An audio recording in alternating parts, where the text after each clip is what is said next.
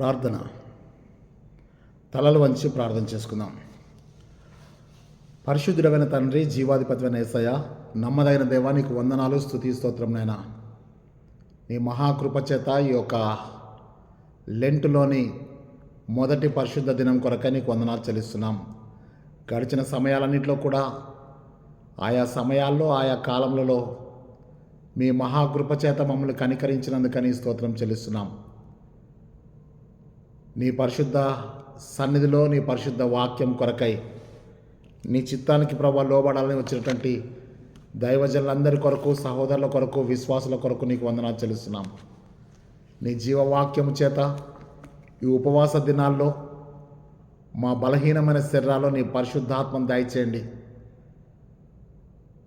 మా బాహ్య పురుషుడు కృషించినను అంతరంగ పురుషుడు దినదినము నూతనపరచబడటకు నీ పరిశుద్ధాత్మ శక్తి చేత సంఘమంతటిని, సహోదరులను, విశ్వాసులను, సేవకులను, దైవజనులను బలపరచమని యేసుక్రీస్తు శక్తిగల నామమును బట్టి వేడుకొంచున్నాం తండ్రి, ఆమెన్. ప్రియమైనటువంటి దేవుని బిడ్డలారా, ప్రభువైన యేసుక్రీస్తు నామంలో మీ అందరికి కూడా శుభం తెలియజేస్తున్నాను. మా లెంట్లోకి వచ్చేసాం. లెంట్ సీజన్లో మరి బసవ బుధవారం మీరందరూ కూడా సిద్ధపడి ఉన్నందుకై దేవునికి వందనాలు చెల్లిస్తూ మీ అందరి కొరకు ప్రార్థన చేస్తున్నాను. అదే రీతిగా మీరందరూ కూడా నా కొరకు ప్రార్థన చేస్తున్నారని చెప్పి నేను విశ్వాసముతో, ధైర్యంతో నేను ముందుకు వస్తున్నాను. ప్రతి క్షణము మీ ప్రార్థనలు నన్ను బలపరుస్తున్నాయి. దేవుడు నాకు మంచి ఆరోగ్యాన్ని ఇచ్చాడు, మంచి తన కృపనిచ్చాడు, మంచి సిద్ధపాటును కూడా ఇచ్చాడు. మీ అందరి ప్రార్థన కొరకు, మీ యొక్క ప్రేమ కొరకై మీ అందరికి కూడా నా హృదయపూర్వక వందనాలు తెలియజేస్తున్నాను. మరి ఈరోజు ఉపవాస దినాల్లో లెంటులో మరి మొదటి ఆదివారంకి వచ్చేసాం మనం. అనగా ఈరోజు అంశము మళ్ళీ మనం జ్ఞాపకం చేసుకున్నట్టయితే కరుణా సహితమైన జీవితము కొరకై పిలుపు. కరుణా సహితమైన జీవితం కొరకైన పిలుపు. సహితము, రహితం అనే మాటలు రెండు ఉంటాయి. అవి మీరేం కంగారు పడకండి. ముందైతే మరి బైబిల్ పాఠాలు రాసుకోండి. బైబిల్ పాఠాలు రాసిన తర్వాత నేను మీకు చక్కటి దేవుని వాక్యాన్ని మీకు అందిస్తాను. మొట్టమొదటిగా బైబిల్ పాఠం ఏంటంటే మరి రూతు గ్రంథము 2వ అధ్యాయము 4వ వచనం నుంచి 20వ వచనం వరకు. రూతు గ్రంథము 2వ అధ్యాయము 4వ వచనం నుంచి 20వ వచనం వరకు. కీర్తనల గ్రంథము 145వ కీర్తన. కీర్తనలు 145వ కీర్తన. పత్రికా పాఠము ఎఫ్ఎస్సి పత్రిక 4వ అధ్యాయము. ఎఫ్ఎస్సి పత్రిక 4వ అధ్యాయం 25 నుంచి 32వ వచనం వరకు. సువార్త పాఠము మార్కు సువార్త 1వ అధ్యాయము 40వ వచనం నుంచి 45 వచనాల వరకు. మార్కు సువార్త 1వ అధ్యాయము 40 నుంచి 45 వచనాలు. ఇక్కడ మనము జ్ఞాపకం చేసుకుందామంటే a call to be compassionate. A call to be compassionate అంటే కరుణా సహితమైన జీవితం కొరకైన పిలుపు అని చాలా పెద్దగా ఇచ్చారు. అది పెద్దగా అయితే ఏం కాదు, అర్థం చేసుకున్నవాడికి పెద్దగా కాదు. ఎందుకు కాదు అని అంటే సహితము, రహితము అని రెండు మాటలు ఉంటాయి. సహితము అంటే కలిగి ఉంటా, రహితము అంటే లేకుంటా. ఓకే కదా. విశ్వాస సహితమైన ప్రార్థన రోగిని స్వస్థపరచును అని యాకోబు 5:16 ఉంటుంది. విశ్వాస సహితమైన ప్రార్థన ఉంది, విశ్వాస రహితమైన ప్రార్థన ఉంది. రహితము అంటే లేకపోవడం. విశ్వాస రహితం అంటే విశ్వాసం లేకుండా కూడా ప్రార్థన చేస్తారు. విశ్వాస సహితం అంటే విశ్వాసాన్ని కలిగి ప్రార్థన చేస్తారు. కాబట్టి మీరేం చేయాలంటే ఇక్కడ కరుణ సహితమైన అంటే కరుణ కలిగి జీవించట కొరకై పిలుస్తున్నాడు దేవుడు. పిలుపు అనగానే మీరేం గుర్తుపెట్టుకోవాలంటే ఒక వ్యక్తిని పిలుస్తున్నాడు దేవుడు అంటే ఒక పర్పస్ ఉంటుంది. నేను మీకు చాలాసార్లు చెప్పాను, for everything God has a plan, God has a purpose. Without purpose, without plan, God cannot do anything in his creation. అంటే సృష్టిలో దేవుడు ఏది చేసినా కానీ ఒక ప్రణాళిక ఉంటుంది, ఒక ఉద్దేశం ఉంటుంది. ఉద్దేశం లేకుండా, ప్రణాళిక లేకుండా ఈ సృష్టిలో దేవుడు ఏది కూడా చేయలేదు. కాబట్టి మనందరం జ్ఞాపకం చేసుకోవాల్సినటువంటి విషయం ఏంటంటే, కరుణా సహితమైన జీవితం కొరకైన పిలుపు అంటే, నిన్ను దేవుడు పిలిచాడు అంటే అర్థమేంటే, నేను దేవుడు ఒక బాధ్యతను అప్పగిస్తున్నాడు. ఏంటి ఆ బాధ్యత అంటే, ఇదిగో నేను నిన్ను పిలిచాను కదా, నువ్వు వచ్చావు, బాగుంది, ఇప్పుడు నేను పంపిస్తున్నాను. పిలిచి అక్కడ పక్కన కూర్చోబెట్టుకోవట్లే దేవుడు. శిష్యులను పిలిచాడు, 12 మంది అపోస్తలులను పిలిచాడు. పిలిచి వాళ్ళకి ఏం చేశాడంటే, లూకా సువార్త 9:1 వారికి దెయ్యముల మీద అధికారము శక్తినిచ్చాడు. దెయ్యములను వెళ్ళగొట్టకు అధికారము శక్తినిచ్చాడు. స్వస్థపరచు వరమునిచ్చాడు. మీరు దాన్ని ఖచ్చితంగా చూడండి. లూకా 9:1-2 దెయ్యములను వెళ్ళగొట్టకు అధికారమును శక్తినిచ్చాడు. అధికారము, శక్తి దేని కొరకు? దెయ్యములను వెళ్ళగొట్టకు. స్వస్థపరచు వరమునిచ్చాడు. స్వస్థపరచుట అనేది వరం. దెయ్యములు వెళ్ళగొట్టాలంటే అధికారం ఉండాలి, శక్తి ఉండాలి. యాకోబు పత్రిక 4:7-8 చూస్తున్నామంటే, దేవునికి లోబడండి, అపవాదిని ఎదిరించండి, అప్పుడు వాడు మీ ఎదురు నుండి పారిపోతాడు. ఎదిరించమన్నప్పుడు నువ్వు ఎదిరించకపోతే వాడు నిన్ను బెదిరిస్తాడు. కాబట్టి నువ్వు ఎదిరించాలంటే నువ్వు దేవునికి లోబడాలి. దేవునికి లోబడి అపవాదిని ఎదిరించాలి, అప్పుడు వాడు మీ ఎదురు నుండి పారిపోతాడు. ఓకే, 12 మందిని పిలిచాడు. పిలిచి వాళ్ళకి పరిచర్యను అప్పచెప్తున్నాడు. దేవుని రాజ్యం సమీపించిందని ప్రకటించండి అని చెప్పాడు. ఇక్కడ ఏం చెప్తుంటే, కరుణ కలిగి అంటే, కరుణకి ఇంకో పదాలు ఎన్ని ఉన్నాయంటే నేను మీకు చెప్తాను. కరుణ సహితమైన జీవితం అంటే ఏంటంటే, కరుణ అనే దానికి పర్యాయ పదాలు కరుణ, జాలి, దయ, ప్రేమ, క్షమాపణ. ఇవన్నీ కూడా ఎవరి లక్షణాలంటే దేవుని లక్షణాలు. కరుణ, జాలి, దయ, ప్రేమ, క్షమాపణ, కనికరము, ఇవన్నీ మనం చూస్తున్నాం. కనికరించుట కదా. మనం మత్తయి సువార్త 5:7 మనం చూస్తాం కదా. ఏం చెప్తాడు యేసయ్య? కనికరం గల వారు ధన్యులు, వారి కనికరం పొందుదురు.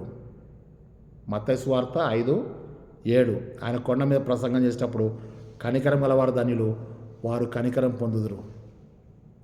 మరి హోషేయ గ్రంథము 6:6 మనం చూస్తే, నేను బలిని కోరటలేదు కానీ కనికరంనే కోరుచున్నాను. కనికరము అనే దానికి పర్యాయ పదం అంటే కరుణ అని అర్థం. కరుణ, కనికరము, జాలి, దయ, ప్రేమ, ఇవన్నీ కూడా కరుణ కిందకే వస్తాయి. కరుణ అనే పదాన్ని పర్యాయ పదాలుగా మనము దీన్ని వాడుకుంటున్నాం. ఈ ఉపవాస దినాల్లో మనం ఇక్కడ ఏం చేయాలంటే, ఈ కరుణ కలిగి ఉండడం అంటే నీ హృదయంలో నుంచో రావాల్సిందే తప్ప నీ మనసులో నుంచి వచ్చేది కాదు. ఏదో ఆ భావోద్వేగం చేత ఎవరో చేశారని చెప్పి నువ్వెవరికో సహాయం చేయడం కాదు. అది నీ హృదయం నుంచి రావాలి. అదే మనకి ఇప్పుడు 2వ పాఠం ఎఫ్ఎస్సి పత్రిక 4వ అధ్యాయం చెప్పారు కదా. ఆ ఎఫ్ఎస్సి పత్రిక 4వ అధ్యాయము 32 చెప్తుంటే, మీరు కరుణా హృదయులై ఉండాలి. ప్రభువు మనల్ని క్షమించాడు కనుక మనం కూడా ఇంకొకరిని క్షమించాలి. ఇందా నేను మీకు చెప్పాను కదా, కరుణ అనే దానికి క్షమించడం అనేది కూడా పర్యాయ పదం, ప్రేమ అనేది పర్యాయ పదం, కనికరం అనే దానికి పర్యాయ పదం. కాబట్టి ఇక్కడ మనం ఏం చూస్తుంటే, ఇవన్నీ కూడా దైవిక లక్షణాలు.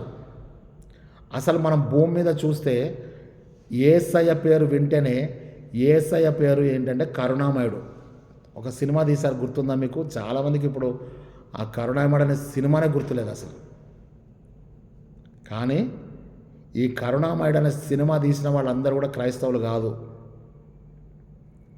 భారతదేశంలో మీరు జాగ్రత్త గుర్తుపెట్టుకోండి. ఇప్పుడు మీరు ఎవరన్నా అడగండి, మత ప్రచారం అంటున్నారు కదా, మత ప్రచారం చేసింది ఎవరు? మీరు ఒక్కసారి కరుణామయుడు సినిమా వాళ్ళకి చూపించండి. కరుణామయుడు సినిమాలో ఉన్న వాళ్ళందరూ కూడా క్రైస్తవుల, హిందువులు అడగండి. కరుణామయుడు సినిమాలో ఉన్న వాళ్ళందరూ కూడా హిందువులు, ప్రతి సినిమా హాల్లో కూడా కరుణామణి సినిమా ఆడింది. ఒక్కొక్కళ్ళు రొమ్ములు కొట్టుకొని ఏడ్చిన రోజులు ఉన్నాయి. మరి అప్పుడు మత మార్పిడి జరగలేదా? బ్రెజిల్ అనే దేశంలో కరుణామయుడు అనే సినిమాని డబ్బింగ్ తీసుకున్నారు బ్రెజిల్ భాషలోకి. బ్రెజిల్ వాళ్ళు ఎప్పుడు కూడా డబ్బింగ్ సినిమాల్ని వాడరు, చూడరు. అటువంటిది ఒక తెలుగు సినిమాని వాళ్ళు చూశారు, డబ్బింగ్ చేశారు. ఎందుకు ఈ మాట చెప్తుంటే, కరుణామయుడు అనే పేరు పెట్టారు ఆ సినిమాకి. ఇప్పటికీ మీరు యూట్యూబ్లో చూసుకోండి, కరుణామయుడు సినిమా ఎప్పుడన్నా మీకు ఓపిక ఉంటే చూడండి. అందరు కూడా హిందువులే కరుణామయుడు అనే సినిమాని తీసి అంత ప్రచారం చేసి మళ్ళీ ఇప్పుడు ఏమన్నా తెలుసా, మత ప్రచారం చేస్తున్నారట.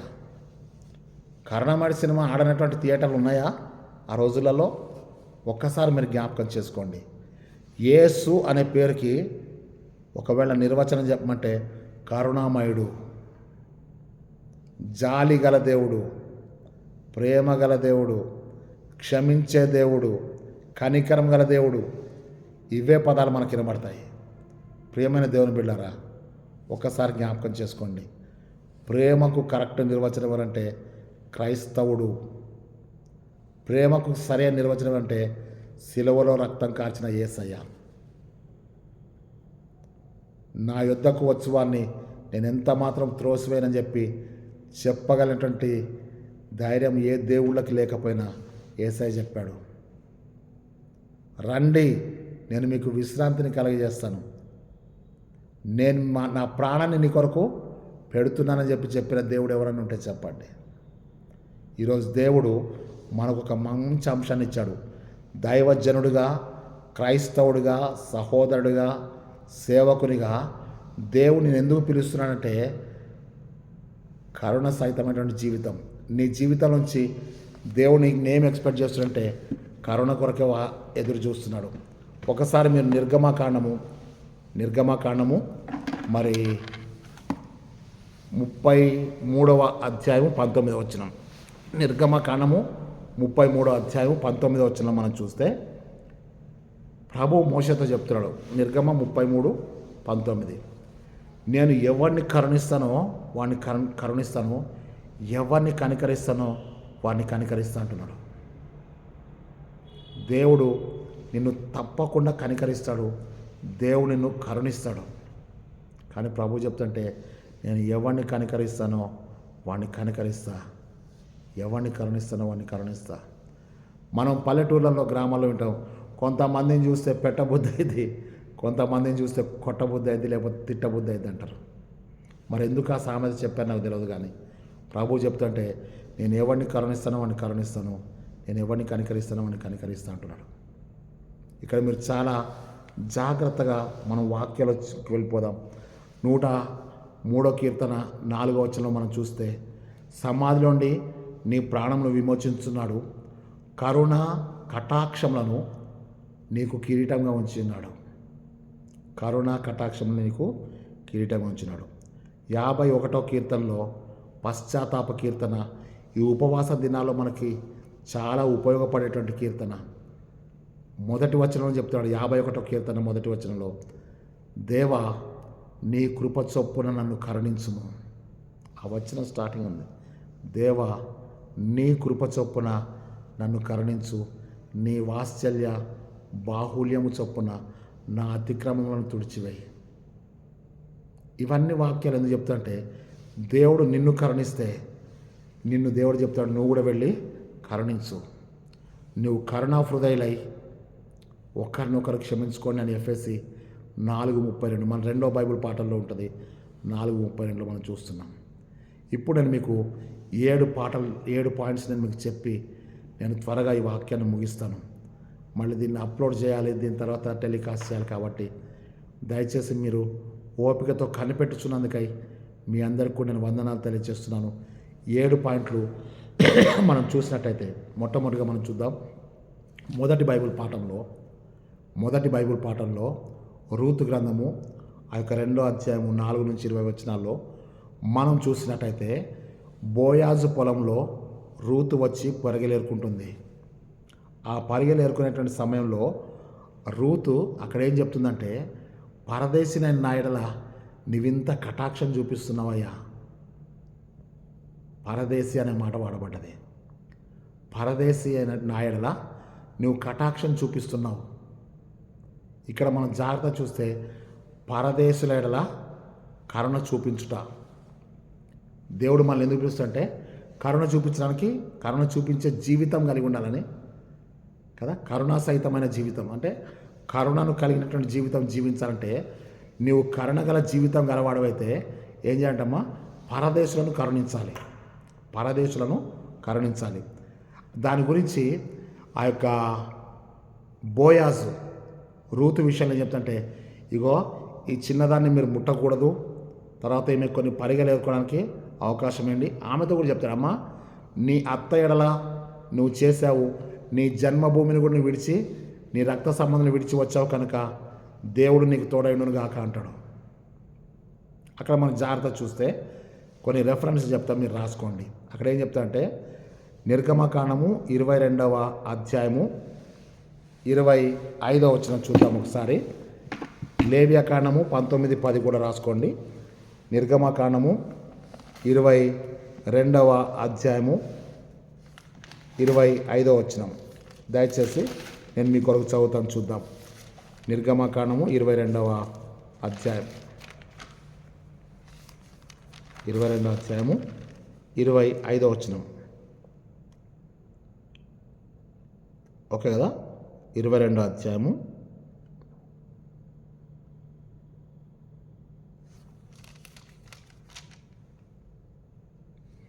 21వ అధ్యాయము 21వ వచనం, క్షమించండి, 22వ అధ్యాయము 21వ వచనంలో పరదేశిని విసికింపవద్దు, బాధింపవద్దు, మీరు ఐగుప్తు దేశంలో పరదేశులై ఉంటుంది కదా. ఇక్కడ మీరు చెప్తుంటే పరదేశిని ఏం చేయకూడదు, విసికించవద్దు అంటే అక్కడ పరదేశి ఎవరంటే రూతు బోయాజు పొలంలోకి వచ్చిన మోయాబీయురాలు. మోయాబీయులు పరదేశులు కనుక ఇక్కడ నిర్గమ 22:21లో ఏం చెప్పబడుతుందంటే పరదేశిని విసికించవద్దు అన్నాడు. తర్వాత ఆ యొక్క లేవ్యకాండం 19వ అధ్యాయం, లేవ్యకాండము 19వ అధ్యాయము మరి 10వ వచనం చూద్దాం ఒకసారి. లేవ్యకాండము 19:10 నేను చదువుతాను, జాగ్రత్త చూడండి. 19:10లో నీ ఫలవృక్షములో తోటలో రాలిన పండ్లను ఏరుకొనకూడదు, బీదలకును పరదేశులకును వాటిని విడిచిపెట్టవలెను. బీదలకు పరదేశులకు వాటిని విడిచిపెట్టాలని చెప్పి యేసయ్య ఆ యొక్క మోషే ధర్మశాస్త్రం రాయబడ్డది. ఓకే కదా.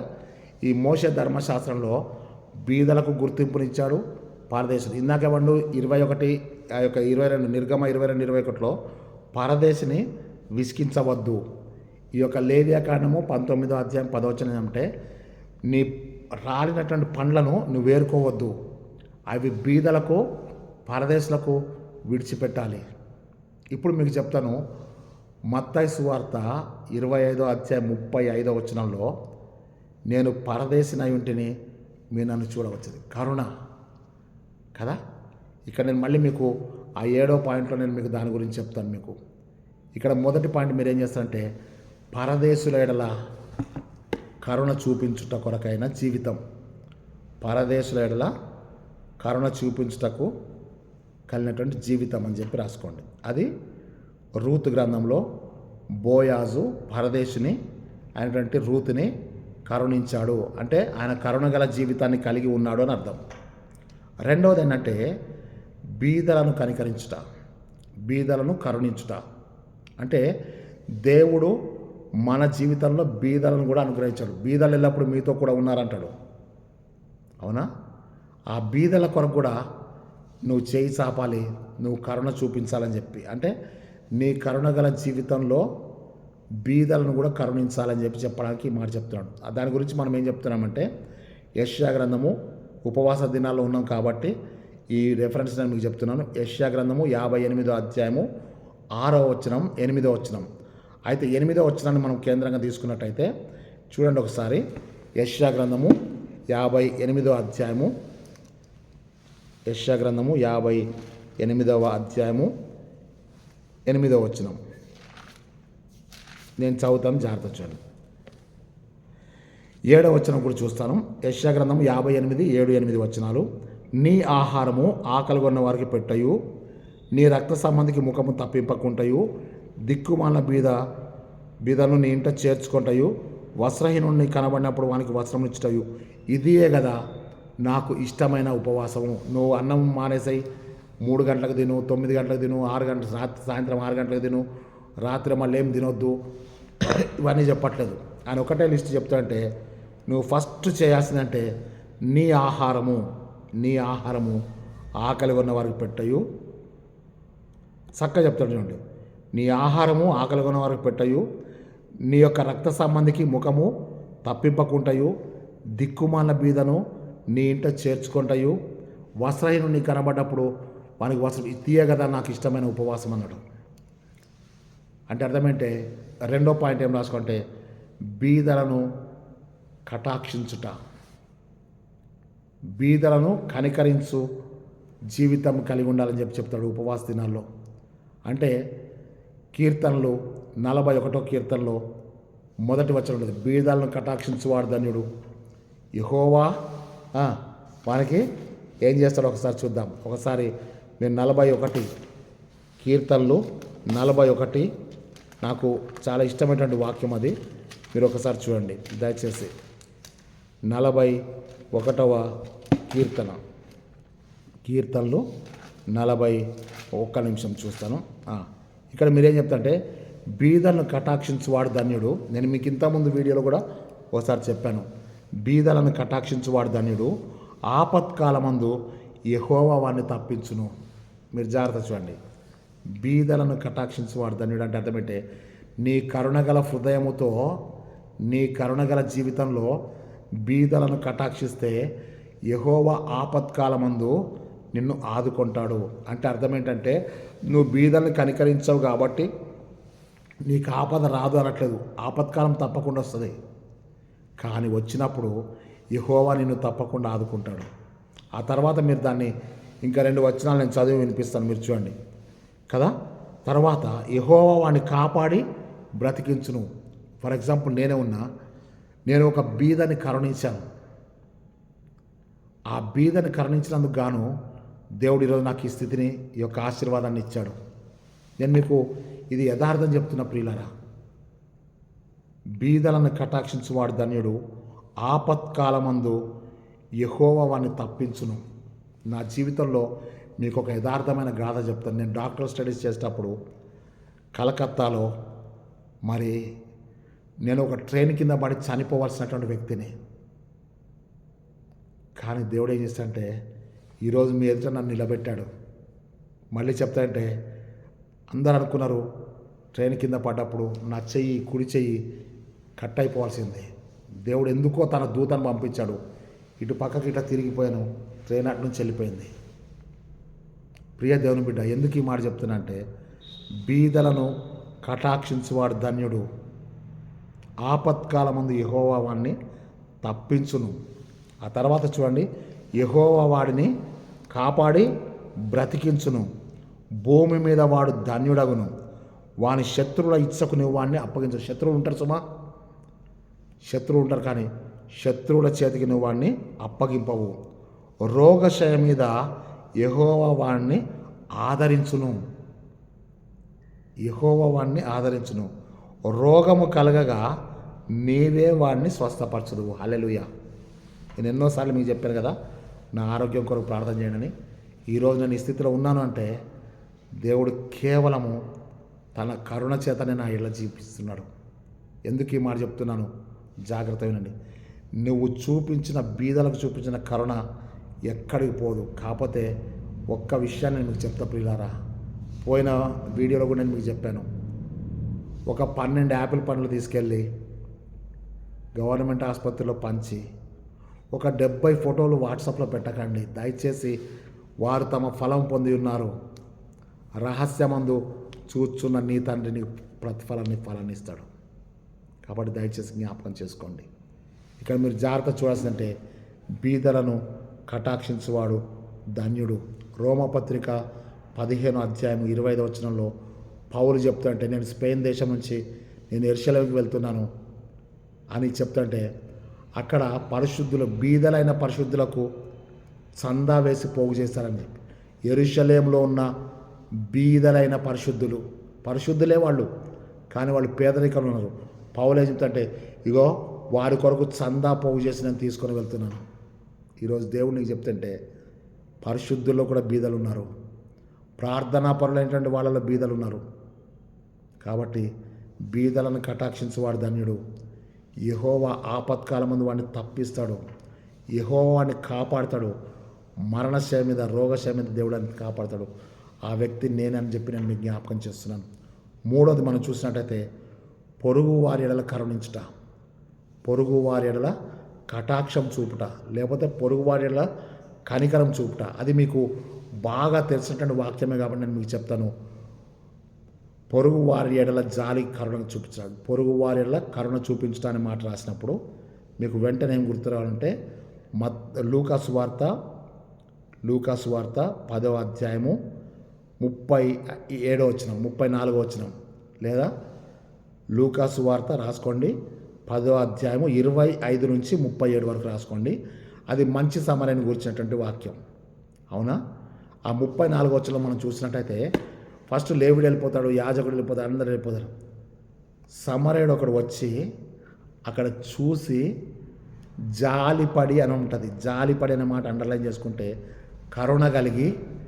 కరుణ గల జీవితం కలిగి దిగి వాని యొద్దకు వచ్చి ఆయన వస్త్రం తీసి గాయములు కట్టి పూటకుల వారింటికి తీసుకెళ్ళి వాడిని పరామర్శించి అక్కడ ఉంచి వాడికి 2 దేనారాలు ఇచ్చి, మళ్ళీ నేను వస్తాను, మరలా వచ్చినప్పుడు నీకు ఏమైనా ఉంటే నేను ఈయనకి చెల్లిస్తా అంటున్నాడు.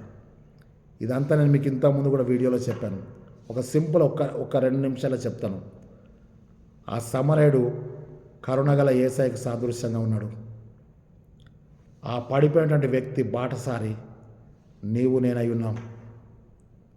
ఆ సమరయుడు వచ్చి ఏం చేస్తుంటే, ద్రాక్షరసం పోసి ఆ గాయములు కడిగి కట్టి ఆయన పూటకుళ్ళవాని ఇంటికి తీసుకొచ్చాడు, అనగా సంఘానికి తీసుకొచ్చాడు. 2 దేనారాలు అంటే పాత నిబంధన, క్రొత్త నిబంధన, 2 దేనారాలు ఇచ్చాడు. వానికి పూటకి వండి పెట్టమని చెప్పి, ఇంకా ఏమైనా ఉంటే నేను మరలా వస్తానడు. ఆ మరలా వచ్చేదనేది ఆయన యొక్క 2వ రాకడకు సూచన అని చెప్పి ఒక ప్రార్థనాపరమైన దైవజనుడు చెప్పిన సందేశాన్ని నేను మీతో పంచుకుంటున్నాను. నాకు చాలా మంచిగా అనిపించింది. ఇక్కడ మనం చూస్తే నెంబర్ 3 ఏంటంటే, పొరుగు వారి ఎడల కరుణ చూపించు జీవితం కలిగి ఉండాలి మనం. నెంబర్ 4 ఏంటంటే, అనాథల ఎడల, దిక్కులేని వారి ఎడల జాలి కలిగి కరుణ కలిగి ఉండాలని చెప్పి దేవుని వాక్యం మనకి సెలవిస్తుంది. యాకోబు పత్రిక 1:27 మనం చూస్తున్నాం. దయచేసి మీరు రాసుకోండి, చదవండి. యాకోబు పత్రిక 1:27 తండ్రి అయిన దేవుని ఎదుట పవిత్రమైన భక్తి ఏదనగా అని చెప్తే ఏంటంటే, అక్కడ చెప్తుంటే, దిక్కులేని పిల్లలను, తల్లిదండ్రులు లేని వారిని, విధవరాలను వాళ్ళని చేర్చుకుంటాయు, ఇహలోక మాల్యం నీకు అంటకుండా చూసుకుంటా, ఇదే కదా నిజమైన భక్తి అంటాడు. నీ భక్తి మొత్తం ఎక్కడుందంటే దిక్కులేని బిడ్డలను చూడడంలోనే. 146వ కీర్తన ఆ యొక్క 9వ వచనం కూడా మనం చూస్తున్నాం. దేవుడు పరదేశులను కాపాడువాడు కదా, తల్లిదండ్రులు లేని వారిని, విధవరాండ్లను కనికరించి దేవుడు అని ఉంటుంది. ఇంకా పైన 8వ వచనం కూడా చాలా విషయాలు ఉంటాయి. మీరు అవన్నీ కూడా బైబుల్ తెరిచి చదివి మీకు ఇష్టమైనటువంటి మార్గంలో ప్రార్థనతో సిద్ధపాటు చేసుకోండి. అక్కడ ఇంకా మనం చూసినట్టయితే ఆ యొక్క 145వ కీర్తన, అంటే మనకి ఈరోజు ఇవ్వబడ్డ కీర్తనలో 9వ వచనం చెప్తాడు, యెహోవా అందరికీ ఉపకారి. ఆయన కార్యములు మనందరి జీవితంలో కూడా జరుగుతున్నాయని చెప్పి జ్ఞాపకం చేసుకుందాం. ఇది 4వ పాయింట్, అనాథలు కదా. యేసయ్య చెప్తాడు, మిమ్మల్ని అనాథలుగా విడవను, మరలా నేను మీ యుద్ధకు వస్తానని చెప్పి యోహాను సువార్త 14వ అధ్యాయంలో చెప్తాడు. ఇక్కడ మనం చూస్తే అనాథల ఎడల కరుణగల జీవితాన్ని కలిగి ఉండడం. నెక్స్ట్ నెంబర్ 5 ఏముందంటే రోగుల ఎడల మనము కరుణ కలిగి ఉండాలి. చాలామంది మరి హాస్పిటల్స్లోనే కాదు, ఇళ్ళల్లో కూడా చాలామంది మరకిపోతున్నారు. ఈ మధ్య మా సంఘంలో ప్రసాద్ అని చెప్పి ఒక సంఘ పెద్ద ఆయన, యవనస్తుడే, ఆయనకు క్యాన్సర్ వచ్చింది. ఈరోజు వరకు కూడా ఆయన పరిస్థితి చాలా, ఊపిరి పీల్చుకుంటేనే చాలా కష్టంగా ఉంది. అంటే లాస్ట్ డేస్లో ఉన్నాడు ఆయన. ఈ ఉపవాస దినాల్లో ఆయన ఎప్పుడు ప్రభు పిలుపు అందుకుంటాడో నాకైతే తెలియదు. జస్ట్ ఇప్పుడు నా చర్చి పక్కనే వాళ్ళ ఇల్లు. నా సహోదరులకు, స్నేహితులందరికీ కూడా చెప్పాను. వాళ్ళందరూ కూడా చాలా సహాయం చేశారు. మా బిషప్ తండ్రి గారు కూడా చెప్పాను, ఆయన కూడా చాలా సహాయం చేశాడు, ఆర్థిక సహాయం చేశాడు. దాదాపు చాలా ఆర్థిక సహాయాన్ని చాలామంది కరుణగల హృదయంతో పంపించారు. దేవుని స్తోత్రం. అంటే రోగుల ఎడల కరుణగల జీవితాన్ని కలిగి ఉండడం అంటే, నేను ఎంతమందికి చెప్పాను, వాళ్ళందరూ కూడా డబ్బులు పంపించారు. అవన్నీ కూడా ఆయనకి ముట్ట చెప్తున్నాను. ఎందుకు ఈ మాట చెప్తున్నానంటే, రోగుల ఎడల కరుణ చూపించాలి. ఎప్పుడంటే వాళ్ళు బ్రతికుండగానే మనం సహాయం చేయాలి. వాళ్ళు చనిపోయినాక మనం ఏం చేసినా అది వాళ్ళకి చెందదు. జ్ఞాపకం చేసుకుందాం. ఇప్పుడు నేను మీకు మార్కు సువార్త 1వ అధ్యాయము 40 నుంచి 45 వచనాలు మనం చూస్తే, ఒక కుష్ఠరోగి ఆయన దగ్గరికి వచ్చి, అయ్యా యేసు, దేవా, నీకు ఇష్టమైతే నన్ను శుద్ధునిగా చేయగలవు అన్నాడు. నీకు ఇష్టమైతే నన్ను శుద్ధునిగా చేయగలవు. ఇది ఎన్నో పాయింట్? 5వ పాయింట్. అవునా? నువ్వు జ్ఞాపకం చేసుకో. ఆయన అడిగే విధానం చూడండి. నీకు ఇష్టమైతే నన్ను శుద్ధునిగా నువ్వు చేయగలవు అన్నాడు. చెయ్యమని అడగట్లే, నువ్వు చేయగలవు యేసయ్యా. The way of prayer. అయ్యా నీకు ఇష్టమైతే నన్ను పలానా స్థితిలో ఉంచగలవు, నీకు ఇష్టమైతే నా ఎడల ఈ కార్యమును నువ్వు చేయగలవని చెప్పి వెంటనే ప్రభు ఏమనంటే, యేసు ఆ కుష్ఠరోగి మీద కనికరపడి ఆయన చేయి చాపు ముట్టి, నాకు ఇష్టమే, నీవు శుద్ధుడవు కమ్మన్నాడు. హల్లెలూయా. నాకు ఇష్టమే, నీవు శుద్ధుడవు కమ్మన్నాడు. యేసు కనికరపడ్డాడు. అందుకే చెప్పాను కదా ఇందాక మీకు, మత్తయి 5:7, హోషియా 6:6. కనికరం గల వారు ధన్యులు, వారు కనికరం పొందుతారు. నీ జీవితంలో నువ్వు ఎవరి ఎడల కనికరం చూపించినా తిరిగి అది నీకు బ్యాక్ అవుతుంది, నీకు తప్పకుండా వస్తుంది. కాబట్టి దయచేసి కరుణాసహితమైన హృదయంతో, కరుణాసహితమైన జీవితంతో కొనసాగాలని చెప్పి ప్రభు మనల్ని ఉపవాస దినాల్లో పిలుస్తున్నాడు. నెంబర్ 6 మనం చూసినట్టయితే, మిక్కిలి అల్పుల ఎడల కనికరం చూపుట, లేకపోతే కరుణ చూపుట. అది మనందరికీ కూడా తెలుసు. మిక్కిలి అల్పులైన ఈ నా సహోదరులకు మీరు చేసినట్లయితే నాకు కూడా మీరు చేసినట్లే అంటున్నాడు. మిక్కిలి అల్పులైన ఈ నా సహోదరులు. మత్తయి సువార్త 25వ అధ్యాయము 35 నుంచి 40 వచనాలు. నేను పరదేశిన ఇంటిని మీరు నన్ను చూడవచ్చితిరి, నేను రోగిన ఇంటిని మీరు నన్ను చూడవచ్చితిరి, నేను చెరసాల్లో ఉన్నా మీరు నాకు చూశారు, నేను వస్త్రహీనుడై ఉంటే మీరు నాకు వస్త్రాలు ఇచ్చారు. ప్రభువా, ఇవన్నీ మేము ఎప్పుడు చేశామంటే, చక్కగా చెప్తున్నాడు ఏమంటే, మిక్కిలి అల్పులైన ఈయన సహోదరులకు చేసినట్టయితే మీరు నాకు చేసినట్టే. అందుకే ఆ పై వచనాలు 35వ వచనం, నా తండ్రి చేత ఆశీర్వదింపబడిన వాళ్ళారా, లోకం పుట్టినది మొదలుకొని, ఎప్పుడంట? లోకం పుట్టినది మొదలుకొని మీ కొరకు సిద్ధపరచబడిన తండ్రి రాజ్యాన్ని స్వతంత్రించుకోండి. లోకం పుట్టక ముందు నీ కొరకు దేవుడు రాసిపెట్టి ఉంచాడు, దీవించాడు. కాబట్టి ఏ ఒక్క అవకాశం దొరికినా ఏ చిన్న అవకాశం దొరికినా నీ కరుణను, నీ కనికరాన్ని, నీ జాలిని, నీ క్షమాపణను నీవు నీ తోటి సహోదరునికి, నీ పొరుగువానికి, ఒక బీదల వాళ్ళకి, ఒక అనాథకు, ఒక పరదేశికి నువ్వు చేయగలంత చెయ్యి. అదే ఈ ప్రసంగం యొక్క సారాంశం. నెంబర్ 7 మీకు చెప్తాను. మత్తయి సువార్త 9వ అధ్యాయము చివరి వచనం. మత్తయి సువార్త 9వ అధ్యాయము చివరి వచనం నేను మీ కొరకు చదివి నేను ఈ వాక్య సందేశాన్ని ముగించడానికి ప్రయత్నం చేస్తాను. దయచేసి చూడండి ఒకసారి. మత్తయి సువార్త 9వ అధ్యాయము చూద్దాం. 36, 37 వచనాలు, 38 వచనాలు చూస్తాం. ఆయన సమూహములను చూచి వారు కాపరి లేని గొర్రెల వలె విసికి చెదరి ఉన్నందున వారి మీద కనికరపడి, కోత విస్తారమే కానీ పనివారు కొద్దిగా ఉన్నారు కనుక తన కోతకు పనివారిని పంపించుడని కోత యజమాని వేడుకొనడని తన శిష్యులకు చెప్పాడు. తన శిష్యులు అనే మాట ఏంటంటే యేసయ్య బిడ్డలకి, యేసుని వెంబడించే వారికి యేసయ్య చెప్పే గొప్ప సందేశం ఏంటంటే దేవుడు నీ ఎడల జాలి పడుతున్నాడు కనుక ఆయన కాపరి లేని గొర్రెలు. నెంబర్ 7 చెప్పాను మీకు ఇప్పుడు. కాపరి లేని గొర్రెల వలె విసిగిపోయారు, చెదరిపోయారు. ఎన్నో కుటుంబాలు, ఎన్నో జీవితాలు మనం ఈ మధ్యలో వెరీ రీసెంట్గా చూసాం కదా. ఒక ఆమె అక్కడ తన 2 యవన బిడ్డల్ని పట్టుకొని ఆ ట్రైన్కి ఎదురుపోయి ఆమె తన 2 పిల్లలతో సహా చనిపోయింది. పాప బాబు 2. అది పెద్ద సంచలనం అయిపోయింది. ఈరోజు నేను మనందరికీ చెప్పేటువంటి మాట అంటే ఆత్మహత్య చేసుకునే బిడ్డల యొక్క విడుదల కొరకు ప్రార్థన చేద్దాం. కనికరంగా దేవుడు వారిని కరుణించినట్లుగా ప్రార్థన చేద్దాం.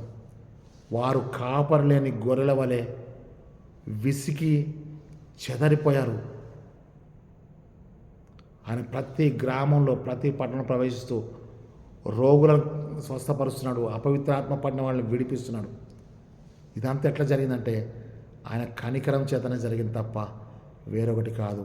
ఉపవాస దినాల్లో ఉన్నటువంటి మనందరం కూడా, దైవజనులందరం కూడా మన చేతనైంది మనం చేద్దాం. అక్కడ యాకోబు పత్రిక మరి 4వ అధ్యాయంలో చెప్తాడు 17వ వచనం. మేలైనది చేయనెరిగియు అలాగు చేయని వానికి పాపం కలుగుతుందని చెప్తున్నాడు. మేలైనది చేయనెరిగియు అలాగు చేయని వానికి పాపం కలుగుతుంది. పాపం వలన వచ్చి జీతం మరణమవుతుంది. ఒకసారి మీరు ఆపోజిట్ డైరెక్షన్కి వచ్చేసినట్టయితే ధనవంతుడు లాజర్ని మీరు చూడండి. ధనవంతుడు లాజర్ని ఎప్పుడు ఒక బూతు మాట తిట్టలేదు, ఎప్పుడు చేత్తో కొట్టలేదు. కానీ ఆ బీద అయినటువంటి లాజర్ని బీదవాడిని కనికరించలేకపోయాడు. కాబట్టి ఈరోజు దేవుడు నీకు నాకు చెప్తున్న మాట ఇదే. బ్రతికుండగానే కొందరిని కనికరిద్దాం, బ్రతికుండగానే కొందరిని క్షమిస్తాం.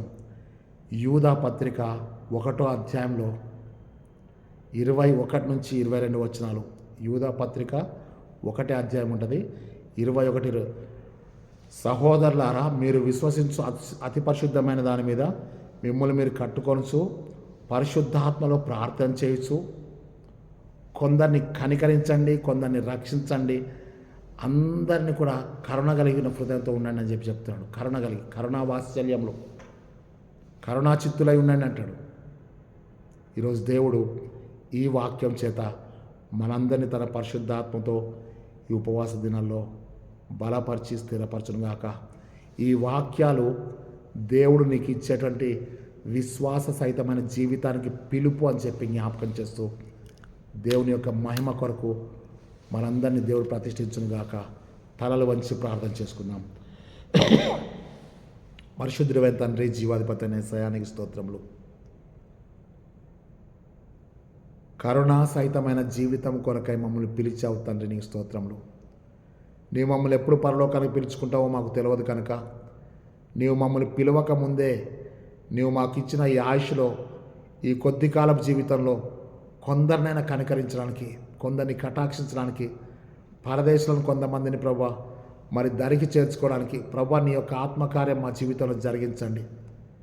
దీనిలో మేము మరి రాబో దినములన్నింటిలో కూడా ఎలాగ సిద్ధపడవలనో, నీ పిలుపును అందుకొని వచ్చేటప్పుడు ఎంతమందిని అయితే కరుణించామో, ఎంతమందిని క్షమించామో, ఎంతమందిని కనికరించామో, ఎంతమంది ఎట్లా జాలి చూపామో మాకు తెలియచేయమని ప్రార్థిస్తున్నాం. నువ్వు చెరసాల్లో ఉన్నావు, వస్త్రహీనుడిగా ఉన్నావు, రోగివై ఉన్నావు, తండ్రి పరదేశిగా ఉన్నామని చెప్పినప్పుడు అల్పులైన బిడ్డలకు మేము సహాయం చేసే భాగ్యం దయచేయండి. దిక్కుమాల బిడ్డని ఇంట చేర్చుకుంటాయి, వస్త్రహీనుడు కనబడ్డప్పుడు వస్త్రం ఇచ్చుటయు, రక్త సంబంధికి ప్రభా ముఖము తప్పింపకుండా ప్రభా మా జీవితాన్ని జ్ఞాపకం చేసుకొని బీదలను కటాక్షించటకు నీ కృప చూపించి, విసిగి చెదరిపోయిన జీవితాలకు మా జీవితాలను ఆశాజ్యోతిగా నడిపించమని, అలాగే క్యాన్సర్ వ్యాధితో మరణ పడక మీద ఉన్నటువంటి సహోదరుడు ప్రసాద్ని కూడా మీరు జ్ఞాపకం చేసుకొని, ఆ బిడ్డ కొరకు సహాయం చేసిన బిడ్డలందరినీ కూడా వారి కరుణగల హృదయాన్ని కూడా మీరు జ్ఞాపకం చేసుకోమని, రోగులను తండ్రి కనికరించే మనసు మా అందరికీ కూడా దయచేయమని యేసుక్రీస్తు శక్తిగల నామమును బట్టి వేడుకొంచున్నాం తండ్రి, ఆమెన్. మన ప్రభు అయిన యేసుక్రీస్తు కృపయు, తండ్రి అయిన దేవుని ప్రేమయు, పరిశుద్ధాత్మ యొక్క సహవాసము, సకల దీవెనలు ఇప్పుడు సదాకాలం మనందరికీ తోడే నడిపించునుగాక. Amen, amen, amen. 9553831316 అనే నెంబర్కి ఫోన్ చేయండి. నా కొరకు ప్రార్థన చేయండి. ఉపవాస దినాలన్నీ కూడా మనము ఖచ్చితంగా ఉందాం. నన్ను ఒక ఆయన అడిగాడు, అయ్యగారు మీరు ఉపవాసం ఉంటున్నారా? అది నా రహస్యం అని చెప్పాను. కాబట్టి తప్పకుండా ఉండాలన్నా, ఇది ఆచారం కాదు, ఏం కాదు, ఇది విశ్వాసం అని చెప్పి ముగించాను. దేవుని బిడ్డరా, మీరందరూ విశ్వాసంతో, ధైర్యంతో, నిరీక్షణతో ఉపవాస దినాలన్నీ కూడా దేవునిలో జీవించి దేవుని మహిమ కొరకు కొన్ని ఆత్మలు సంపాదించాలని మిమ్మల్ని అందరినీ ప్రభువైన యేసుక్రీస్తును బ్రతిమలాడుతున్నాను. దేవుడు తన నిత్య మహిమలో మనందరినీ చేర్చుకొనుగాక. Amen, amen, amen. దేవుని నామమునకు మహిమ కలుగును గాక.